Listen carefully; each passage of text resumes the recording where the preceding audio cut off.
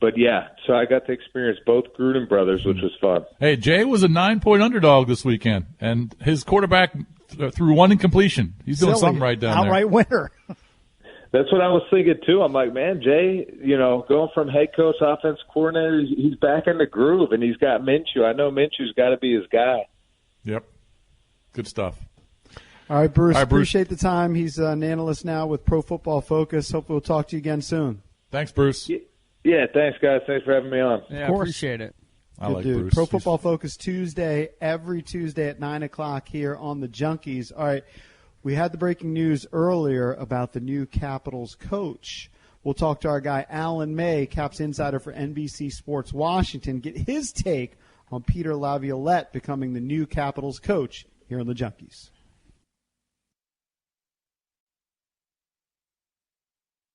You are Minnesota, a community built on relationships and trust. We get that. At Medica Health Plans, we value the relationships we keep with our members. Relationships built on listening, hearing, and most importantly, understanding. We work hard to be your trusted healthcare partner. We are Medica, and just like you, we're here to stay. When you carry our card, you can be assured we've got you covered. Thank you for calling Medica. How may I help you?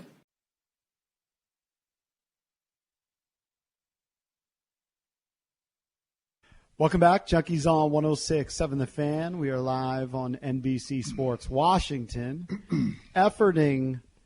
connecting with Alan May to get his take on Peter Laviolette becoming the next head coach of the Washington Capitals. While we're trying to track him down, I think maybe we had a little miscommunication with texting and that sort of thing. It's like an hour ago, but we teased a celebrity's junk being out there. Yeah. I haven't seen the picture. I must admit, in the last few days, I did find out who it is. I did not. You know what? Valdez, have you found it?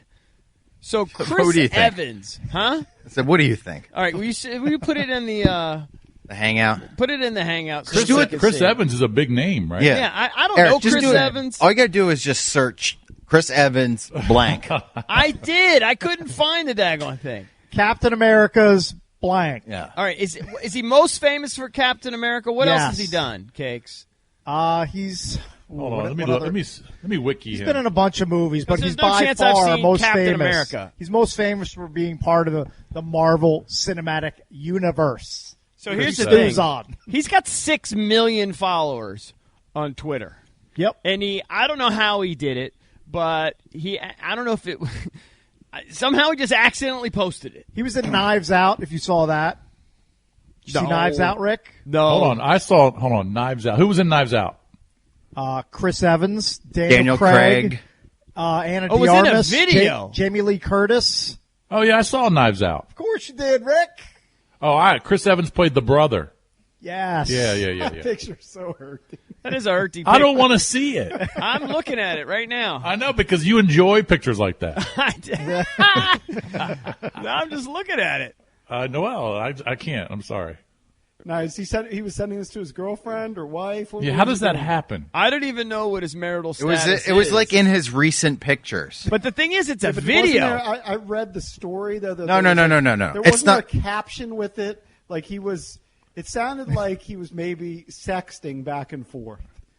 That's what I gathered. Guarantee you he was hammered at the The problem time. is, I understand it's a still image, but you see it says 33 seconds. Yeah, here, let me explain it. You guys are just all over the Yeah, Valdez, let the experts speak. It when you go on your iPhone and you go through like your recent pictures, Yeah. a whole gallery comes up Right. of what you've taken with your iPhone or video. Of Robert. Yeah, all together, like a checkerboard almost. And so that picture of his junk Right. was in his recent photos in that gallery. I understand completely. So when he was like showing off his phone, people stopped it and said, "Whoa, why is he showing off his silly, How is he 9 showing pictures?" off his phone? He did a screen grab of his pictures. Yeah, right. But why would he do that? That's what I don't get. It's a screen grab. I understand it's a screen grab of the gallery, and I was wrong. It's not a video because the 33 seconds. Right. Is the those picture are above. those I are get it. videos that he's taken that Understood. are in his I understand recent pictures. completely. But I don't understand how he took – that's basically a screenshot, though, of the phone. Was he, like, showing off images and videos on Twitter, and then he just happened to slide over and there's his Johnson? Or, like, that just doesn't make sense to me. You know what I mean, Valdez? Or I know did he what actually you, I take know a what you mean. screen grab of, 5 different pictures? He must have been scrolling somehow. It makes no sense. I'm completely confused by it. But all I know is well, at some point he was sexting somebody because nobody just takes a picture for their own personal file. You wouldn't think. It looks like it's like sliding through his shorts, right? The way that image is, Valdez, how would you evaluate that? Like that's coming through his boxers. I think we have a guest on. Oh, we do? This is an awkward transition. We'll go from breaking down that don't to tell him what we're breaking talking Ask about. Alan May. Has he seen I anything think else I yet? think he endorses Babcock. Yeah, right. Oh my God! He wishes that was the bad new joke. head coach of the Caps. All right, but Alan knows the show. He's listened to the show a million times. Right. Alan, dumber what's for going it. on? I It's hope he's Alan never May, done that. NBC Sports Washington. What's up, Alan? Hey, good morning, guys. Where is Hey, buddy. Alan May these days? Are you in Dallas? He's still in D.C. He's Oh, still he's in D.C. Haven't gone to Texas yet. No, I haven't really? gone to Texas. Gotcha. Yeah. And All right, then, so- because of the season, he usually goes to like a lake house, right, during the summer. I don't even know if you're going to be able to do that, right? No, I've already done my lake house thing because there was no hockey, so I got there earlier than ever and stayed longer than I normally do. And I would go back, but I think it's starting to get chilly up there, and I don't like cold water, so I'll head to Texas where we still have some warm water. I don't blame you. Yeah. All Well, right, so fill us in on Peter Laviolette. do you like him? Well, you know what? He was one of the two guys that I would prefer to be the head coach of the Capitals. It was Babcock or Laviolette. And, we'll just speak about Laviolette, not the guy who's not going to be here. And Laviolette's coached about 18 years, been in the finals 3 times, went into Carolina in 2006, a year after, they had some really good hockey teams, and went and immediately won a Stanley Cup. He pushes buttons. He coaches the game with fire. He's a presence behind the bench, and he commands instant respect from guys like Ovechkin, Backstrom, Oshie, Carlson, you name all the Capitals' older players, and he pushes buttons. And I think that's critically important. And I think those players that I mentioned also deserve to have a veteran coach again, and a guy with a winning pedigree. And the fancy stats people, the laptop people won't like Laviolette, but you know what? He wins hockey games. And as I said, 3 times in the finals, 3 different teams. I don't think any coach has ever done that. He's got a good presence. He doesn't have a lot of baggage with him as far as confrontations, conflict with players or anyone, and finds a way to get it done. And usually what he does is the first year or 2 within a team, he does extraordinary things and gets them to the finals. And then after that, how much luck you need. And, you need luck, you need health. And obviously you got there from a good system and good coaching. Alan, is it overblown about like coaches yelling at players if Laviolette is tougher than Reardon was on the players? Like, haven't these guys been getting yelled at by coaches since they're like 5 years old? I mean, you think that Alex Ovechkin's Russian coaches growing up weren't screaming at him in Russian to try to get him to be a better player?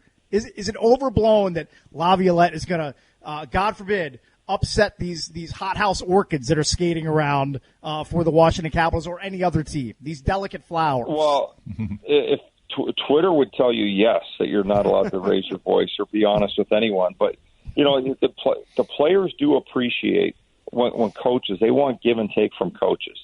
And players also believe and trust in a coach that will go after one of their teammates. And even if it's them that confronts them on this, and John Tortorella, who I absolutely love as a head coach, is huge on the confrontations, but he doesn't have a problem going back and forth with the player, but they're trying to get to the same place. And you'll notice, the teams that do that, the players do it to each other as well, so the coach doesn't have to do it as much. So I'm big on, the tough love environment within a team. And believe me, all these guys know how to speak to the players, and it's not just a one-way thing. And everyone thinks that a direct coach, it's all negative all the time. But really, they communicate, and they let the players know exactly what they want them to do, and they'll confront them when they don't do it. When you have a player making the same mistake over and over, you want, as a teammate, you want the coach to confront that guy. The players will start to confront that guy because you've got to eliminate that behavior from the game. And then the good coaches, in my opinion, when that player, if he continues to make the same mistake, you take his ice time. And I don't think we saw enough of that the last couple of years. So to me, it's critically important that you have a coach that pushes buttons. And you can't just stand there. You can't sit on the bench and not do anything and just continue to roll four lines. I like coaches that, cut bait early and just let guys, Mike Keenan was one of the best coaches in the National Hockey League at doing it. He'd go down to six forwards in the first period and mishmash those six guys together and not worry about the other guys. But he was trying to create an environment of competitiveness and doing the right thing and being ready to play from the drop of the puck. So, I'm big on coaches that definitely push buttons. Alan, I'm just curious. Peter Laviolette didn't play in the NHL but 12 games, according to what I saw. But did you overlap with him in the minors? He had a 10-year minor league career. You were in the minors for different teams, traded around different organizations. You were with the Caps for 5 years.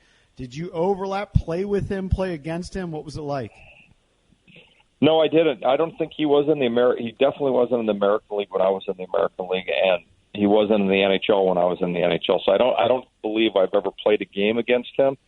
And not that it matters, but I just don't think I did. And as you said, he didn't make the NHL. Boston's defense at the time when he was a Bruins farmhand was just a little too good for guys to be making. They were loaded back in the day. So sometimes where you get signed and where you get drafted are really important to making it, because some teams, when I got traded to the Edmonton Oilers, they were way too damn good for me to ever believe that I'd get in the lineup with all the Hall of Famers they had, and probably the toughest, the toughest right winger in the league at the time, 350 goal scorers on right wing. There was no way to make that team. So sometimes it's just bad circumstances for guys why they didn't make it.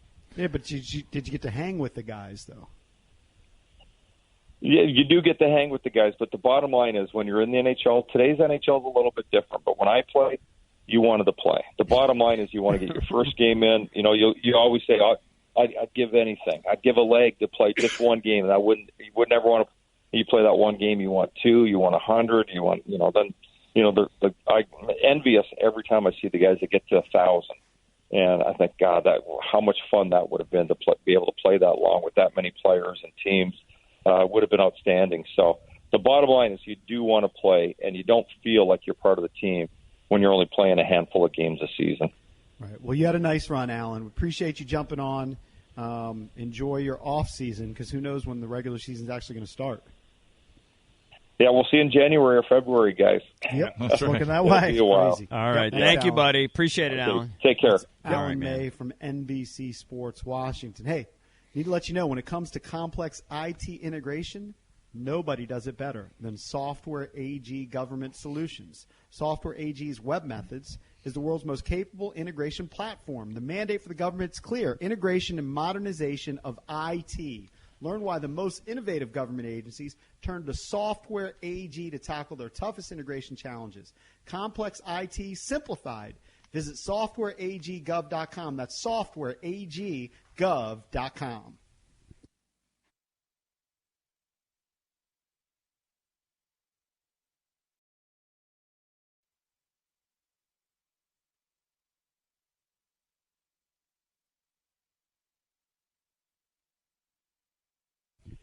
Welcome back. Junkies on 106.7 The Fan. Right now, going to hook up the listeners with a copy of NBA 2K21. If you can be the 10th caller at 800-636-1067, the very popular Caller 10 game. This year, my players are going to start in high school. Then you go on to 10 officially licensed colleges, then on to the NBA. And you can star there in NBA 2K21. Everything is game. Out now on Xbox One, PS4, Nintendo Switch, PC, and Stadia, courtesy of Got Game. So give us a call now at 800-636-1067. All right, real quick, I got to give a couple shout-outs. First of all, I got to thank Matt Carlin from Circa. So we were, over the weekend, we were in Foggy Bottom, and I texted Lurch, and I was like, hit up your boy. Right. I Reach see out. that Circa over there in the corner. See if he can hook me. It's calling out at the family. We're thinking about dinner. And it made a few magical texts, and we had an amazing meal. I swear, I've said it a million times before, Cakes, What's my go-to appetizer at Circa? It's the tuna tartare, isn't it? The tuna tacos.